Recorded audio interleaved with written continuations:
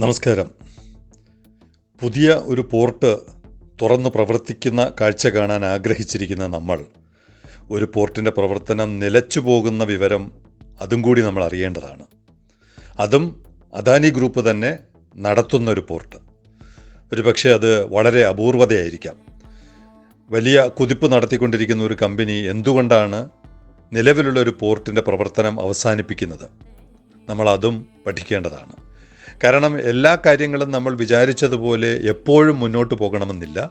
തിരിച്ചടികൾ ജീവിതത്തിലും ബിസിനസ്സിലും എപ്പോഴും പ്രതീക്ഷിക്കേണ്ടതാണ്. അതിനനുസരിച്ചിട്ടുള്ള തയ്യാറെടുപ്പുകൾ നമ്മൾ നടത്തണം. ഈ ഒരു പോർട്ട് എന്ന് പറയുമ്പോൾ കൃഷ്ണപട്ടണം പോർട്ടാണ്. ആന്ധ്രാപ്രദേശിലെ നെല്ലൂർ ഡിസ്ട്രിക്റ്റിൽ വളരെ അടുത്ത കാലത്ത് പ്രവർത്തനം തുടങ്ങിയ പോർട്ടാണ്. അധിക നാളുകളായിട്ടില്ല. ഇന്ത്യയിലെ പൊതുമേഖലാ സ്ഥാപനങ്ങളെ പോലെ അത്ര പാരമ്പര്യമുള്ള പോർട്ടല്ല.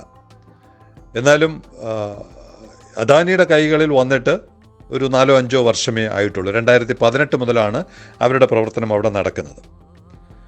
എന്തായാലും കണ്ടെയ്നർ പ്രവർത്തനം അവിടെ നിലയ്ക്കുന്നു. പക്ഷേ മറ്റ് പ്രവർത്തനങ്ങൾ, ബൾക്ക് കാരിയറും ലിക്വിഡ് കാർഗോയും അതെല്ലാം കണ്ടിന്യൂ ചെയ്യുന്നുണ്ട്. ഒരുപക്ഷെ അതൊരു സ്ട്രാറ്റജിക് മൂവായിരിക്കാം. കണ്ടെയ്നർ മൂവ്മെൻറ്റ്സ് ചില പോർട്ടുകളിൽ കോൺസെൻട്രേറ്റ് ചെയ്യുക, മറ്റ് പ്രവർത്തനങ്ങളിൽ മറ്റ് പോർട്ടുകളിൽ ചെയ്യുക, അതൊക്കെ ഒരു പ്രൈവറ്റ് ബിസിനസ്സുകാരുടെ തന്ത്രപരമായ നീക്കമായിരിക്കാം. അങ്ങനെ ആന്ധ്രാപ്രദേശിൽ ഗംഗാവരം എന്ന് പറയുന്ന പോർട്ടിൻ്റെ ഓപ്പറേഷൻസ് തുടങ്ങുന്നതോടുകൂടി അവിടെയായിരിക്കും കണ്ടെയ്നർ മൂവ്മെൻറ്റ് കൂടുതൽ ആന്ധ്രാപ്രദേശിൽ വരിക.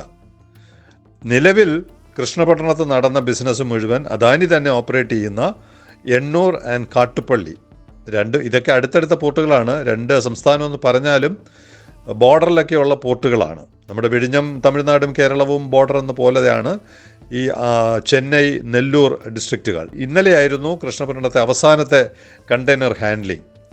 കണ്ടെയ്നർ ഫെസിലിറ്റീസ് എല്ലാം അവർ എണ്ണൂറിലോട്ടും കാട്ടുപള്ളിയിലോട്ടും മാറ്റുകയാണ്. അതുപോലെ തന്നെ കണ്ടെയ്നർ വെസലുകളും. ഒരു കാലത്ത് ദിവസം 18 കപ്പലുകൾ അവിടെ വന്നിരുന്നു. 12,000 കണ്ടെയ്നറുകൾ മാസം ഹാൻഡിൽ ചെയ്തുമിരുന്നു. പക്ഷേ ക്രമേണ ഈ ചെന്നൈയുടെയും എണ്ണൂറിൻ്റെയും കാട്ടുപള്ളിയുടെയും ഒക്കെ പ്രാധാന്യം കൈവന്നപ്പോൾ അവിടെയുള്ള കണ്ടെയ്നറുകൾ കൂടി ഇങ്ങോട്ട് വരികയായിരുന്നു. വിഴിഞ്ഞത്തിന് കൂടി പഠിക്കേണ്ട ഒരു പാഠം, ആന്ധ്രാപ്രദേശ് പോലുള്ള ഒരു സംസ്ഥാനത്തിന് ഹിൻഡർലാൻഡ് കാർഗോ കുറഞ്ഞു എന്നുള്ളതും ഒരു ഘടകമാണ്. ഇപ്പോൾ വിഴിഞ്ഞം ട്രാൻസ്ഷിപ്മെൻറ്റ് പോർട്ട് എന്ന് പറഞ്ഞാലും ഹിൻഡർലാൻഡ് കാർഗോ ഡെവലപ്പ് ചെയ്യുക എന്നുള്ളത് സംസ്ഥാനം ഭരിക്കുന്നവരും രാജ്യം ഭരിക്കുന്നവരും പ്രത്യേകം ശ്രദ്ധിക്കേണ്ട വിഷയമാണ്. ഇതെല്ലാം താനേ നടന്നുകൊള്ളും, രാജ്യത്തിൻ്റെ വിവിധ ഭാഗത്തുള്ള കണ്ടെയ്നറുകളെല്ലാം വരും എന്നൊക്കെയുള്ളൊരു വിശ്വാസത്തിൽ മാത്രം ഇരിക്കുന്നതും വിഴിഞ്ഞത്തിൻ്റെ വിജയത്തെ സ്വാധീനിക്കുന്ന ഘടകമാണ്. അപ്പോൾ അതുകൊണ്ട് ഗവൺമെൻറ്റുകളുടെ കൃത്യമായ ഇടപെടലുകൾ ഇക്കാര്യത്തിൽ ഉണ്ടാവണം. തീർച്ചയായിട്ടും രാജ്യത്തെ തെക്കും രാജ്യത്തെ പടിഞ്ഞാറും കിഴക്കുമുള്ള പോർട്ടുകളിൽ നിന്ന് ട്രാൻസ്ഷിപ്മെൻറ്റ് കാർഗോ വിഴിഞ്ഞത്ത് വരും എന്ന് തന്നെയാണ് വിദഗ്ധർ പറയുന്നത്. Containers from the west and east coast can also come to Vizhinjam and can be consolidated. ഈ കൃഷ്ണപട്ടണം നിർത്തുന്നു എന്ന് പറയുന്ന അതേ വാർത്തയിലാണ് വിഴിഞ്ഞം കൺസോളിഡേറ്റ് ചെയ്യപ്പെടും എന്നും പറയുന്നത്. പക്ഷെ അത് താനേ സംഭവിക്കും എന്നുള്ള വിചാരത്തിൽ സംസ്ഥാന സർക്കാരും കേന്ദ്ര സർക്കാരും ലാഘവത്തോടെയുള്ള സമീപനം തുടരരുത്. എല്ലാ പിന്തുണയും ഹിൻഡർലാൻഡ് കാർഗോ ഡെവലപ്പ് ചെയ്യാനുള്ള എല്ലാ സ്റ്റെപ്സും ഗവൺമെൻറ്റുകൾ എടുത്താൽ മാത്രമാണ് കൃഷ്ണപട്ടണം വിഴിഞ്ഞത്ത് ആവർത്തിക്കാതിരിക്കുക.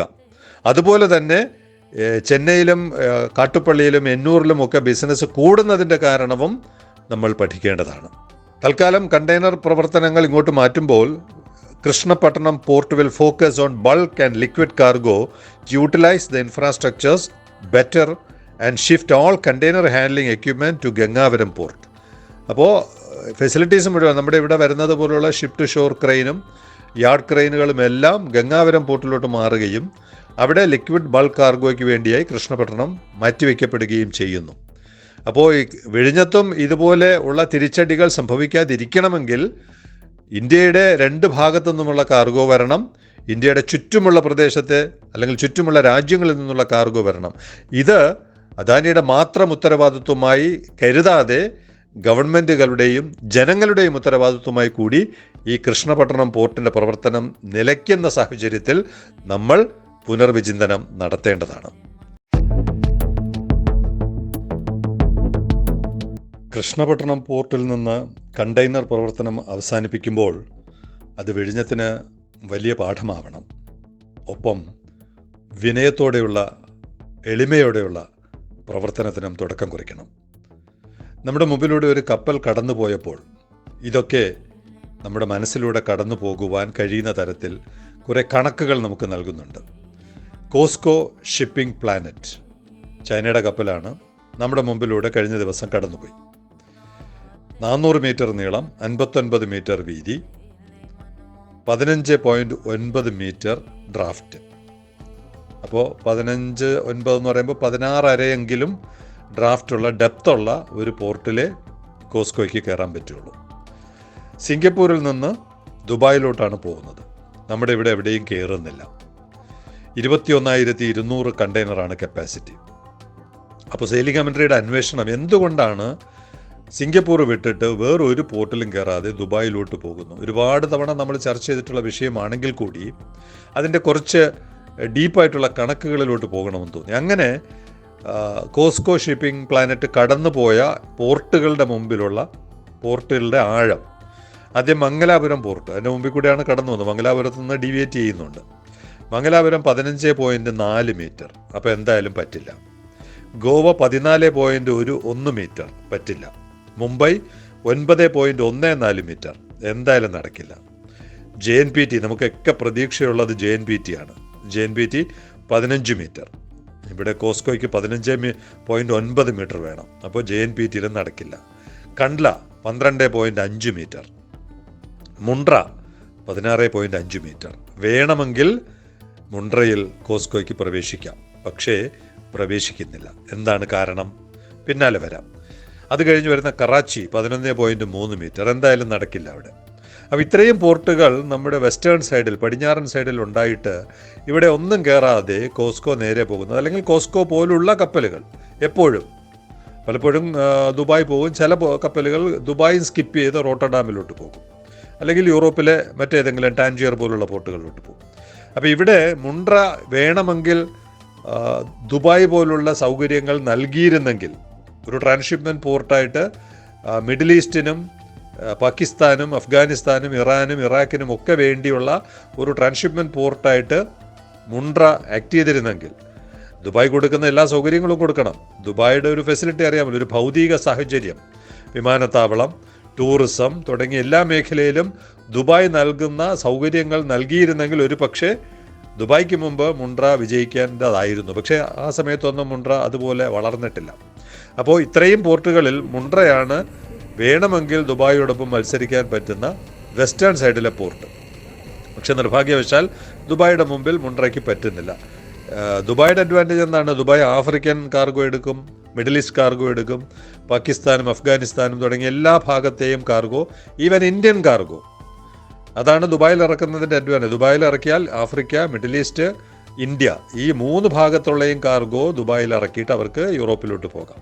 അപ്പോൾ അതുകൊണ്ടാണ് ബോധപൂർവം ദുബായ് കപ്പലുകളെ മാഗ്നറ്റ് വെച്ച് വലിച്ചെടുക്കുകയാണ്. പല ഇൻസെൻറ്റീവ്സ് കൊടുക്കുന്നു, പല ആനുകൂല്യങ്ങൾ കൊടുക്കുന്നു, പല ഭൗതിക സാഹചര്യങ്ങൾ കൊടുക്കുന്നു, ബങ്കറിങ് സൗകര്യങ്ങൾ കൊടുക്കുന്നു. ഇങ്ങനെയെല്ലാം ചെയ്യുന്നത് കൊണ്ടാണ് ദുബായ് മറ്റുള്ളവരെല്ലാം പിന്തള്ളി മുന്നോട്ട് പോകുന്നത്. പക്ഷേ വിഴിഞ്ഞം പ്രവർത്തനക്ഷമമാകുന്നതോടുകൂടി ഈ സിനാരിയോയിൽ മാറ്റം വരും എന്നുള്ളതാണ് നമ്മുടെ കണക്കുകൂട്ടൽ. കാരണം 15.9 മീറ്റർ ആഴമുള്ള കപ്പൽ നിഷ്പ്രയാസം വിഴിഞ്ഞത്ത് പ്രവേശിക്കും. വിഴിഞ്ഞത്ത് വന്നു കഴിഞ്ഞാൽ വിഴിഞ്ഞത്ത് ഏതൊക്കെ കാർഗോ ഇറക്കും എന്നൊന്നും നമ്മളിപ്പോൾ പറയുന്നില്ല. വിഴിഞ്ഞത്ത് കാർഗോ ഇറക്കിക്കഴിഞ്ഞാൽ പിന്നെ ആ കപ്പൽ എങ്ങോട്ട് പോകണം എന്ന് കപ്പൽ കമ്പനിയാണ് തീരുമാനിക്കുന്നത്. ആ സമയത്തെ സിനാറിയോ നമുക്ക് ആ സമയത്ത് കുറച്ചുകൂടി വിശകലനം ചെയ്യാം. എന്തായാലും വിഴിഞ്ഞത്തിൻ്റെ സാധ്യത, കൃഷ്ണപട്ടണത്തിൻ്റെ പശ്ചാത്തലത്തിൽ വിഴിഞ്ഞത്തിൻ്റെ സാധ്യത അത്ര അപകടമുള്ളതല്ല എന്നുള്ളതിന് ഇനിയും കണക്കുകളുണ്ട്. കപ്പലുകളുടെ എണ്ണമാണ് അതിൽ പ്രധാനം. ഈ 400 മീറ്റർ നീളമുള്ള കപ്പലുകൾ 128 എണ്ണം ഇപ്പോൾ തന്നെ പ്രവർത്തിക്കുന്നുണ്ട്, കടലിലോടുന്നുണ്ട്. 128 എണ്ണം ഈ മെഗാ കണ്ടെയ്നർ വെസലുകളുടെ കൂട്ടത്തിൽ വരാവുന്നതാണ്. ഇതിൻ്റെ ചരിത്രം 2005 2000 കപ്പലുകളാണ് ഉണ്ടായിരുന്നത്. മൊത്തം കണ്ടെയ്നർ കപ്പലുകൾ 2000. 2023 ആയപ്പോൾ 5517 കുതിപ്പ് നടത്തി. ഏകദേശം 40-45% വളർച്ചയാണ് ആ ഭാഗത്തുണ്ടായിരിക്കുന്നത്. 2026 ഇറങ്ങാൻ 315 കപ്പലുകൾ കൂടി, ഡ്യുവൽ ഫ്യൂവൽ ഉൾപ്പെടെ 315 കപ്പലുകൾ കൂടി നീറ്റിലിറങ്ങാൻ കാത്തിരിക്കുന്നു. 2025 എല്ലാം കൂടി കണ്ടെയ്നർ കപ്പലുകളുടെ കപ്പാസിറ്റി 3 കോടിയോളം വരും. അപ്പോൾ ഇത്രയധികം കപ്പലുകൾ കപ്പാസിറ്റികൾ ഉള്ളപ്പോൾ അലംഭാവം പാടില്ല വിഴിഞ്ഞത്തിന്. തീർച്ചയായിട്ടും വിഴിഞ്ഞത്തിന് ആവശ്യമായ കപ്പലുകളും ചരക്കുകളും എത്തും എന്ന് തന്നെയാണ് നമ്മൾ പ്രതീക്ഷിക്കുന്നതും നമ്മുടെ കണക്കുകൂട്ടലുകളും. പക്ഷെ അതൊരു ഓവർ കോൺഫിഡൻസായി മാറരുത്. അവിടെ 20 മീറ്റർ ആഴം പോലെ 20 മീറ്റർ വിനയവും വിഴിഞ്ഞത്തിനും കേരളത്തിനും ഉണ്ടാവണം. അങ്ങനെ ലോകം മുഴുവനുമുള്ള ചരക്ക് വളരെ വിനയത്തോടെ ആകർഷിക്കുവാൻ കഴിയുന്ന തരത്തിൽ, സ്വീകരിക്കാൻ കഴിയുന്ന തരത്തിൽ കൂടുതൽ ജോലി ചെയ്യാൻ സന്നദ്ധതയുള്ള ഒരു സമൂഹമായി, കൂടുതൽ സേവനം നൽകാൻ സന്നദ്ധതയുള്ള ഒരു സമൂഹമായി നമ്മൾ മാറുന്നതിലൂടെയാണ് വിഴിഞ്ഞം പദ്ധതി വിജയിപ്പിക്കേണ്ടത്. Signing off, Elias John.